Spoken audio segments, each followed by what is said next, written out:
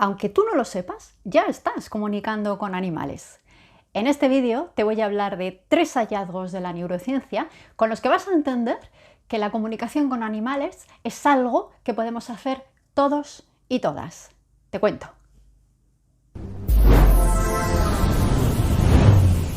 Muchas personas me suelen preguntar, pero esto de hablar con animales es algo muy especial, ¿no? Es algo que solamente algunas personas podéis hacer.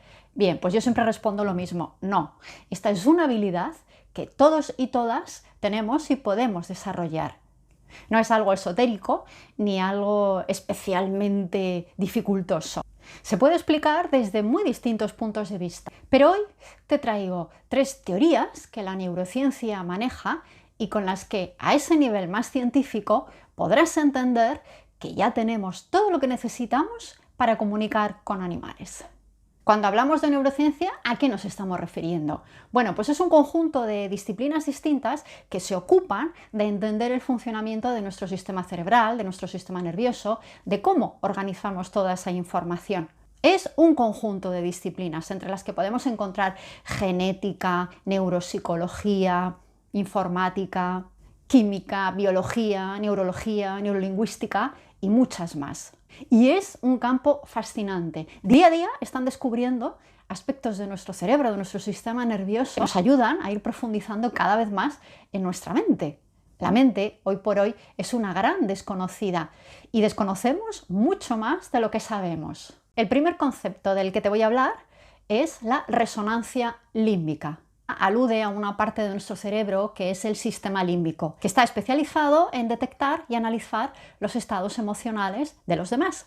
Así sucede que yo puedo captar el estado emocional de otra persona, ajustarme a ese estado y la otra persona también actuar en consecuencia a eso porque le ocurre lo mismo. La aparición de esta estructura cerebral propició que nos pudiéramos sintonizar a nivel emocional y esto también ocurre con animales.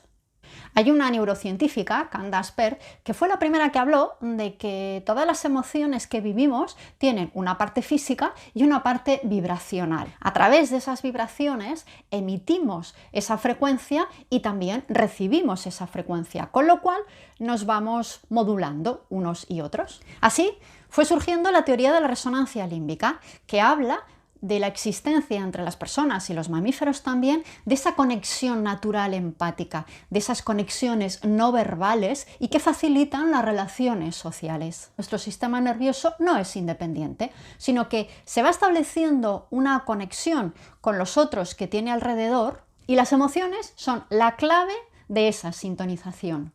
Las emociones, además de influir en nuestros órganos y en nuestros sistemas fisiológicos, también nos direccionan y nos guían en nuestras interacciones sociales, en ese trasvase de información entre unos y otros. Pero esta resonancia límbica no se da de manera automática. Necesita de 3 cosas como mínimo: empatía, afectividad y ausencia de juicio mental. Es la antesala a lo que entendemos como telepatía, la transmisión de información entre un ser y otro.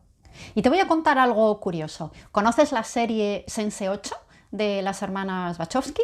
Bueno, pues esta serie está inspirada en la resonancia límbica. Leyendo acerca de todo esto, crearon esta serie en la que puedes ver cómo un desfile de personajes diferentes y muy opuestos empiezan a sentirse los unos a los otros, empiezan como a meterse en la piel los unos de los otros. Una serie muy interesante, te recomiendo que la veas. El segundo concepto del que te voy a hablar son las neuronas espejo.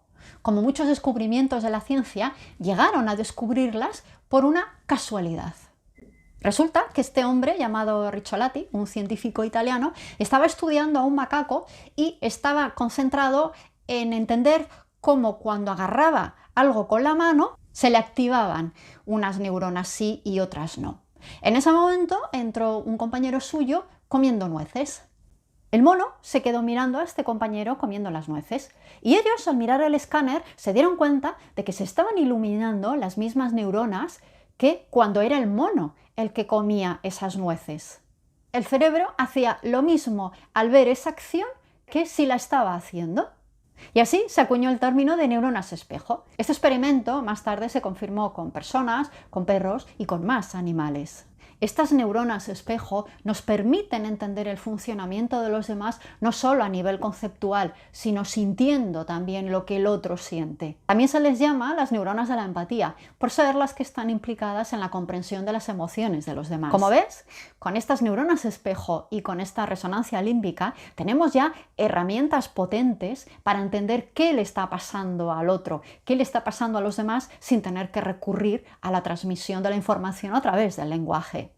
Y por último, te voy a hablar de una teoría fascinante, la teoría holográfica del cerebro. Dieron forma a esta teoría dos científicos, Pribram y Bohm. Ellos investigaron que nuestro cerebro, nuestra memoria, funcionaría como lo hace un holograma.